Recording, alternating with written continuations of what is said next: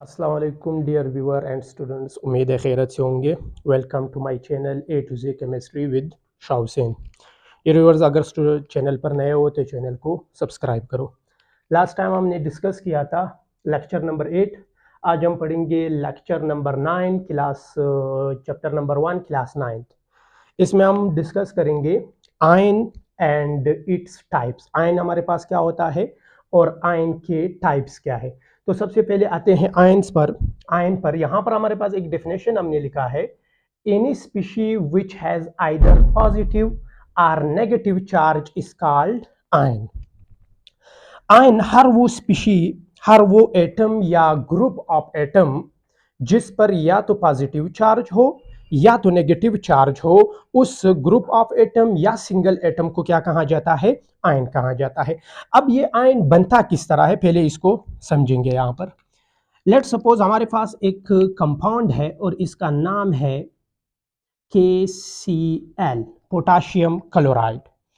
इस potassium chloride के अंदर हमारे पास दो चीजें हैं, एक पोटाशियम है और दूसरा क्लोरीन है। हमारे पास जो पोटाशियम होता है इसका एटॉमिक नंबर होता है 12 और क्लोरीन का एटॉमिक नंबर होता है 17। यानी अगर हम इस एटॉमिक नंबर को शेल्स में डिस्ट्रीब्यूट करें तो ये हमारे पास पोटाशियम का न्यूक्लियस है। न्यूक्लियस में होता है प्रोटॉन और न्यूट्रॉन। तो जितना इसका एटॉमिक नंबर है तो प्रोटॉन का तादाद भी उतना ही है। इसी तरह ये इसका फर्स्ट शेल है। फर्स्ट शेल में आते हैं 2 इलेक्ट्रॉन और ये इसका सेकंड शेल है। सेकंड शेल में आते हैं 8 इलेक्ट्रॉन और ये इसका थर्ड शेल है और थर्ड शेल में आते हैं हमारे पास अगेन 8 इलेक्ट्रॉन। बट इसके पास कितने हैं? 2 इलेक्ट्रॉन रह गए। ये कि पोटाशियम क्लोराइड है।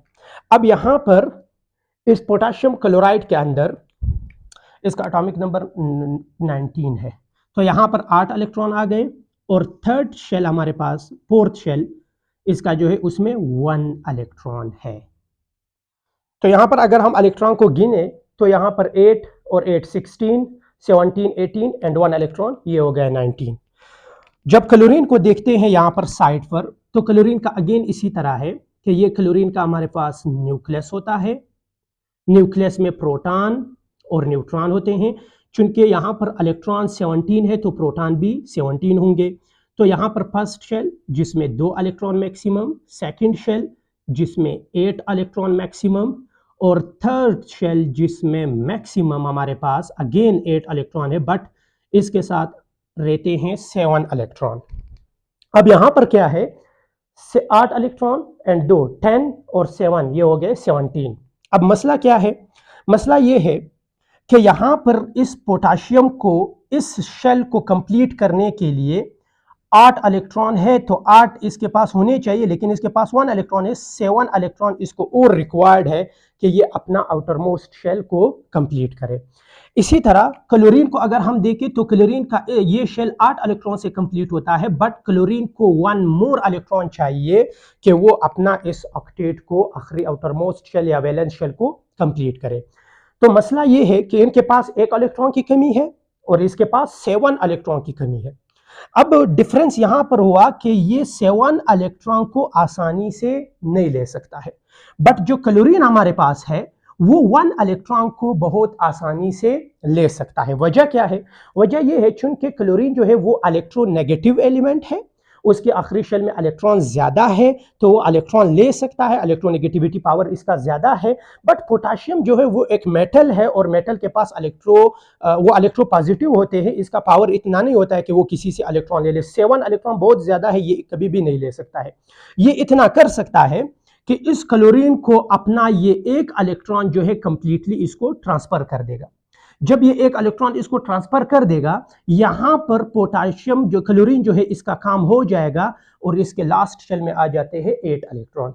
जबकि पोटाशियम ने चूंकि इस इलेक्ट्रॉन को खारिज किया तो इसका ये शेल जो है ये भी क्या हो जाएगा? खत्म हो जाएगा।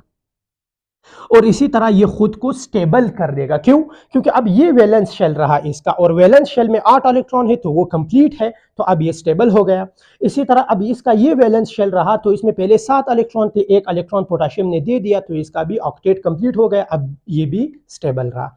अब इस सूरत में हुआ क्या, यहां पर कुछ इस तरह हो गया कि ये 8 और 8 16 और 2 ये हो गए हमारे पास 20। यहां पर प्रोटॉन कितने हैं? वो है 12। तो इसके पास जो हमारे पास 19 है, ये भी क्योंकि हमने एटॉमिक नंबर को चेंज किया, तो ये 19 है और ये 20 है, तो मींस इसका एक प्रोटॉन ज्यादा है, तो इलेक्ट्रॉन ज्यादा है, तो पोटाशियम का प्रोटॉन ज्यादा है हमारे पास। ये 19 है, ये 8 और 8 16 17 18, ये 18 हो गए। तो यहां पर इलेक्ट्रॉन जो है वो 18 है बट प्रोटॉन जो है वो 19 है, तो एक प्रोटॉन ज्यादा है। दैट इज वाई पोटाशियम पर आ जाता है पॉजिटिव 1। 1 मींस एक प्रोटॉन ज्यादा पॉजिटिव, चूंकि प्रोटॉन पर चार्ज पॉजिटिव होता है तो इसीलिए हम इसको पॉजिटिव लिखते हैं, तो ये पॉजिटिव 1 बन जाएगा। इसी तरह क्लोरीन को देखते हैं। क्लोरीन का 8 16 और 17 18, इसके इलेक्ट्रॉन है 18 जबकि प्रोटॉन अभी भी 17 है, तो मींस इसके अंदर एक इलेक्ट्रॉन क्या है? ज्यादा है। तो यहां पर इलेक्ट्रॉन एक ज्यादा हुआ, इसी वजह से क्लोरीन के ऊपर आ जाता है -1। माइनस चूंकि इलेक्ट्रॉन पर चार्ज होता है, 1 चूंकि एक इलेक्ट्रॉन प्रोटॉन से ज्यादा है इसीलिए इस पर नेगेटिव चार्ज आ जाता है। तो इसी तरह अब चूंकि ये एक स्पीशी था, एक एटम था जिसके ऊपर नेगेटिव चार्ज आया और ये भी एक एटम था जिसके ऊपर पॉजिटिव चार्ज आया, तो आयन हमारे पास क्या है? कोई भी ऐसा स्पीशी यानी कोई भी एटम या ग्रुप ऑफ एटम जिसके ऊपर या तो पॉजिटिव चार्ज आ जाए या तो नेगेटिव चार्ज आ जाए, तो उस स्पीशी या उस ग्रुप ऑफ एटम या सिंगल एटम को हम क्या कहते हैं? आयन कहते हैं। बनता क्यों है यहां पर डिटेल मौजूद है। अब यहां पर हमने कुछ एग्जांपल दिए हैं। सोडियम अगेन पॉजिटिव 1 है, तो मीन सोडियम ने एक इलेक्ट्रॉन को यहां से खारिज किया है जिसकी वजह से प्रोटॉन ज्यादा हो गए और इस पर पॉजिटिव आया। क्लोरीन अभी हमने एग्जांपल दे दिया कि इसने इलेक्ट्रॉन को गेन किया जिसकी वजह से प्रोटॉन कम रहे, इलेक्ट्रॉन ज्यादा हुए। ऑक्सीजन -2, इसने 2 इलेक्ट्रॉन क्या किए हैं? गेन किए हैं। और मैग्नीशियम पॉजिटिव 2 मींस कि इसने 2 इलेक्ट्रॉन को क्या किए हैं? लॉस किए हैं। तो ये आयन जो है, चाहे वो स्पीशीज जिस पर पॉजिटिव चार्ज हो या वो स्पीशीज जिस पर नेगेटिव चार्ज हो, दोनों सूरत में इसको क्या कहा जाता है? आयन कहा जाता है। नेक्स्ट पर आते हैं आयन, इट्स टाइप्स। आयन्स के टाइप्स कितने हैं? आयन के हमारे पास बेसिकली 3 टाइप्स होते हैं। एक होता है केट आयन, दूसरा होता है एन आयन और तीसरा होता है मॉलिक्यूलर आयन। केटायन क्या है? Cation are also called positive ion and anion are also called negative ion. तो केटायन क्या है? केटायन जो है वो स्पीशी, वो एटम जिसके ऊपर पॉजिटिव चार्ज आ जाए उस एटम को क्या कहते हैं? केटायन कहते हैं। तो यहां पर हमने डेफिनेशन भी लिखा है कि any species which has positive charge is called cation। हर वो एटम जिसके ऊपर इलेक्ट्रॉन को खारिज करने से इसके ऊपर पॉजिटिव चार्ज आ जाता है, तो उस एटम को हम क्या कहते हैं? केटायन का नाम देते हैं, और आल्सो कॉल्ड पॉजिटिव आयन। दूसरा point, it is formed by the loss of electron. यहां पर हमने डिटेल से पढ़ा कि जब भी कोई एटम इलेक्ट्रॉन को खारिज करे तो इलेक्ट्रॉन के खारिज करने की वजह से उसका प्रोटॉन जो है वो बढ़ जाते हैं, तो उस प्रोटॉन के बढ़ने की वजह से उसके ऊपर पॉजिटिव चार्ज आ जाता है।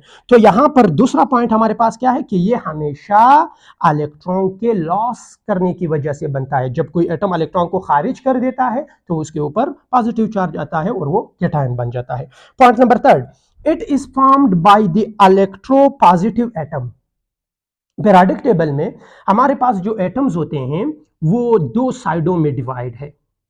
एक साइड जो है वो राइट पर होता है और जो दूसरा साइड होता है वो लेफ्ट पर होता है। जो राइट साइड वाले एलिमेंट्स है they are almost all are metals, non metals, और जो राइट साइड पर लेफ्ट साइड पर होते हैं दे आर मेटल्स। और मेटल्स की एबिलिटी ये होता है कि वो इलेक्ट्रॉन को डोनेट करता है, और जो नॉन मेटल्स होते हैं उनकी एबिलिटी ये होता है कि वो इलेक्ट्रॉन को एक्सेप्ट करता है। तो जो नॉन मेटल्स हैं उनको कहते हैं इलेक्ट्रोनेगेटिव।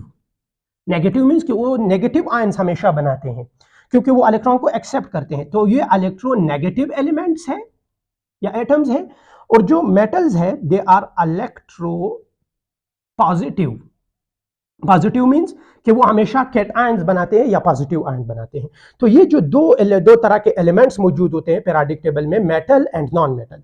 तो इसीलिए यहां पर हमने पॉइंट लिखा है कि ये हमेशा इलेक्ट्रोपॉजिटिव जो एटम्स होते हैं, यानी मींस मेटल्स जो होते हैं, वो हमेशा कैटायन बनाते हैं, क्योंकि ये इलेक्ट्रॉन को लॉस करते हैं, ये इलेक्ट्रॉन को गेन नहीं कर सकते हैं।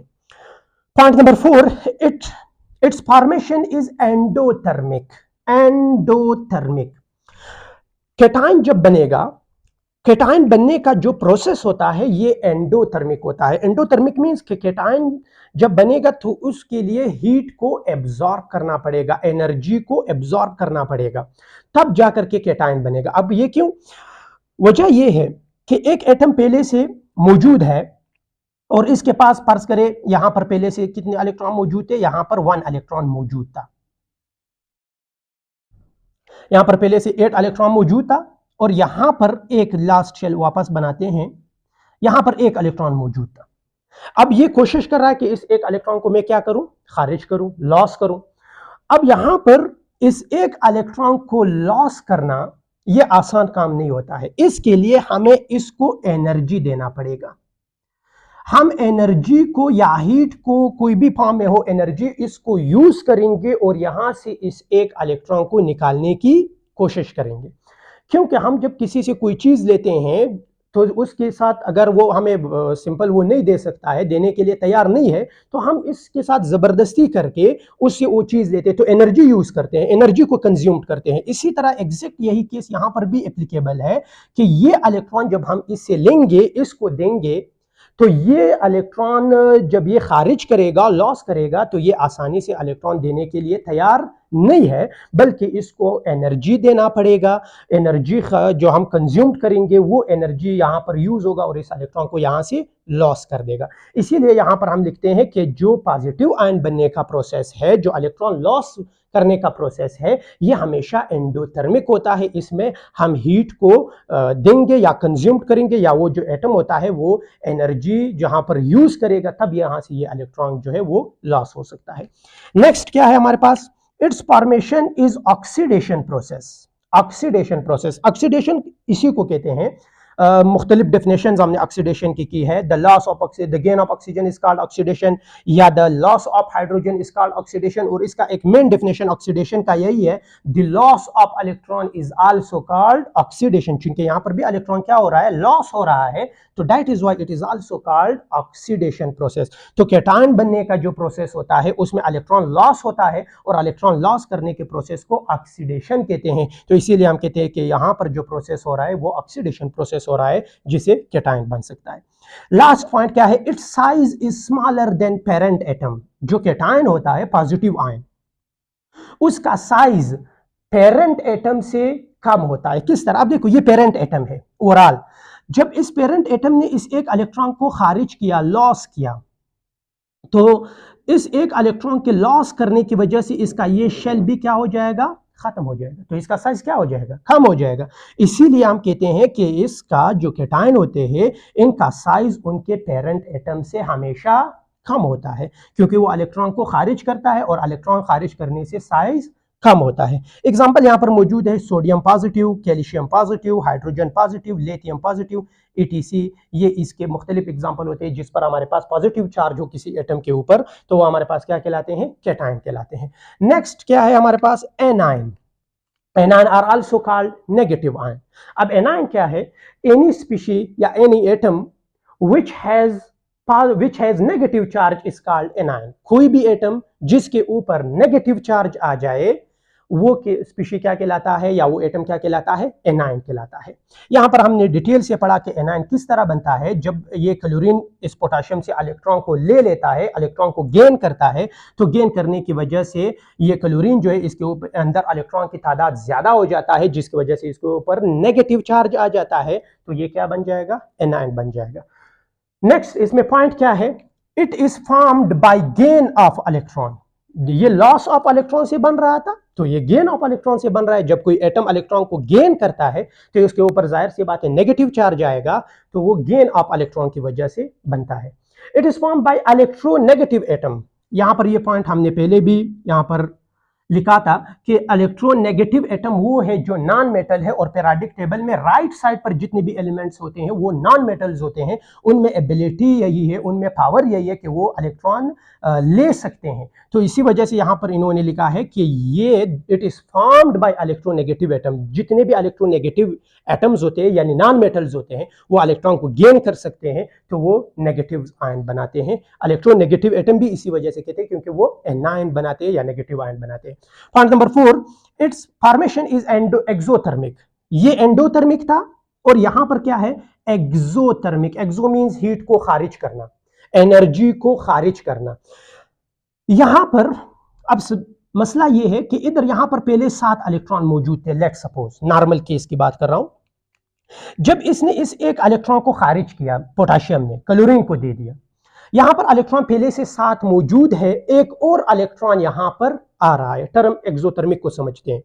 यहां पर जब एक और इलेक्ट्रॉन आता है तो इलेक्ट्रॉन के ऊपर जो पहले से मौजूद है वो भी इलेक्ट्रॉन है, उसके ऊपर भी नेगेटिव चार्ज है, और यहां से जो आ रहा है वो भी इलेक्ट्रॉन है, उसके ऊपर भी नेगेटिव चार्ज है। तो नेगेटिव और नेगेटिव एक दूसरे को रिपल करते हैं। इस रिपल्जन के दौरान यहां से एनर्जी खारिज होती है, यहां से एनर्जी खारिज होती है। तो जो भी स्पीशी एनर्जी खारिज करती है उसको हम कहते हैं कि ये प्रोसेस क्या कहलाता है, एक्सोथर्मिक। हीट को खारिज करना, एनर्जी को खारिज करना। तो ये केस, सेम केस वही यहां पर हो रहा है कि जब ये इलेक्ट्रॉन इस इलेक्ट्रॉन के पास आता है तो यहां पर दोनों के ऊपर नेगेटिव चार्ज होता है और नेगेटिव नेगेटिव एक दूसरे को रिपल करते हैं। रिपल्जन के दौरान एनर्जी खारिज होता है और एनर्जी खारिज होने के प्रोसेस को एक्सोथर्मिक प्रोसेस कहते हैं।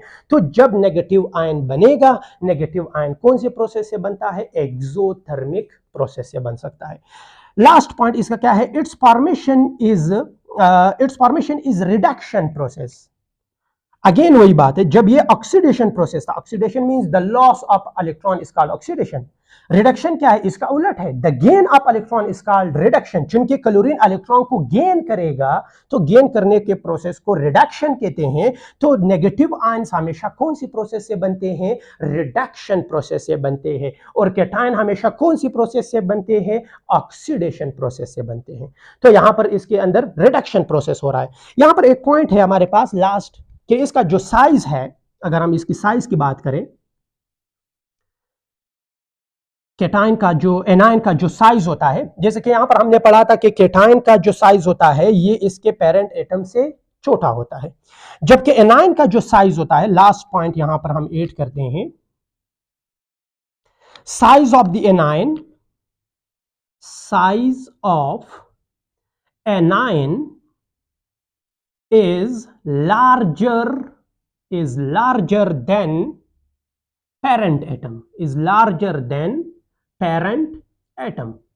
एनायन जो है नेगेटिव आयन, उसका साइज उसके पेरेंट एटम से क्या होता है, ज्यादा होता है। क्यों ज्यादा होता है, क्योंकि इलेक्ट्रॉन जो है, जब भी इलेक्ट्रॉन ज्यादा होते हैं किसी एटम के अंदर, तो इलेक्ट्रॉन ज्यादा होने से इलेक्ट्रॉन जब आएंगे तो वो जगह मांगता है, तो जगह वो देगा तब उसका साइज ज्यादा हो जाएगा। और हम यही कहते हैं कि इलेक्ट्रॉन के आने से एटम का साइज बढ़ जाता है। तो इसी वजह से यहां पर चूंकि शेल्स खत्म नहीं हुआ बल्कि इलेक्ट्रॉन को जगह चाहिए था, तो जगह देने से साइज बढ़ जाता है। तो इसी वजह से हम कहते हैं कि size of the anion is larger than parent atom. Anion का जो साइज होता है वो जिस एटम से एनायन बना हुआ है, नॉर्मली जो एटम था जिसके ऊपर कोई चार्ज नहीं था, उस वक्त उस एटम से इसका साइज बड़ा होता है। लास्ट में इसका क्या है, एग्जाम्पल है, एग्जाम्पल यहां पर यही है, क्लोरीन आयन। इसी तरह हमारे पास ऑक्सीजन ओ नेगेटिव आयन, इसी तरह हमारे पास फ्लोरीन आयन, इसी तरह हमारे पास आयोडीन आयन, ETC, बहुत सारे इस तरह आयन्स होते हैं जिनके ऊपर नेगेटिव चार्ज आ जाता है इलेक्ट्रॉन को लॉस, इलेक्ट्रॉन को गेन करने से। तो ये हमारे पास क्या कहलाते हैं, एनायन कहलाते हैं या नेगेटिव आयन कहलाता है। लास्ट में हमारे पास क्या है, मॉलिक्यूलर आयन। तीसरा टाइप है आयन का और इसका नाम है मॉलिक्यूलर आयन। अब मॉलिक्यूलर आयन क्या होता है, इसमें एक ही सेंटेंस है हमारे पास, मॉलिक्यूल, यहां पर लफ्ज मॉलिक्यूल हमने यूज किया है। मॉलिक्यूल मींस के ग्रुप ऑफ एटम जिनमें एटम्स एक से ज्यादा हो, फिर 2 हो, 3 हो, जितने भी हो। तो यहाँ पर जो मॉलिक्यूलर आयन है ये भी एक सिंगल एटम नहीं होता है, यहाँ पर भी ग्रुप ऑफ एटम होता है, लेकिन उस ग्रुप ऑफ एटम के ऊपर अगर पॉजिटिव चार्ज या नेगेटिव चार्ज आ जाए तो उसको मॉलिक्यूलर आयन कहते हैं। अगर उस ग्रुप ऑफ एटम पर पॉजिटिव चार्ज आया तो ये कहलाता है मॉलिक्यूलर केटायन, और अगर उस ग्रुप ऑफ एटम पर नेगेटिव चार्ज आया तो ये कहलाता है मॉलिक्यूलर एनायन। बस सिर्फ यहां पर हमने वर्ड मॉलिक्यूलर वर्ड यूज करना है। अगर negative charge group of atom पर आया तो मॉलिक्यूलर एनायन, अगर positive charge group of atom पर आया तो मॉलिक्यूलर केटायन फिर इसको कहते हैं। तो यहां पर मॉलिक्यूलर आयन क्या है? Group of atom that carrying either positive और negative charge is called molecular ion. Group of atom के ऊपर या तो पॉजिटिव चार्ज आ जाए या तो नेगेटिव चार्ज आ जाए तो उसको क्या कहते हैं? मॉलिक्यूलर आयन कहते हैं। नेगेटिव चार्ज आया मॉलिक्यूलर एनायन, पॉजिटिव चार्ज आया मॉलिक्यूलर केटायन। एग्जांपल यहां पर मौजूद है, जैसे कि अमोनियम है, यहाँ पर अमोनियम आयन NH4 पॉजिटिव, इसके ऊपर पॉजिटिव चार्ज आया तो इलेक्ट्रॉन लॉस किया है, लेकिन ग्रुप ऑफ एटम है ओवरऑल, तो इसके ऊपर पॉजिटिव चार्ज आया तो इलेक्ट्रॉन को लॉस किया है, तो ये मॉलिक्यूलर केटायन हो गया। कार्बोनेट आयन CO3 नेगेटिव, इसके ऊपर नेगेटिव चार्ज आया, तो नेगेटिव चार्ज आया तो मींस इलेक्ट्रॉन को गेन किया, लेकिन मॉलिक्यूल है, ग्रुप ऑफ एटम है, तो ये मॉलिक्यूलर एनायन कहलाता है। इसी तरह सल्फेट आयन SO4, यहां पर भी नेगेटिव चार्ज है तो मींस इसने इलेक्ट्रॉन को क्या किया है?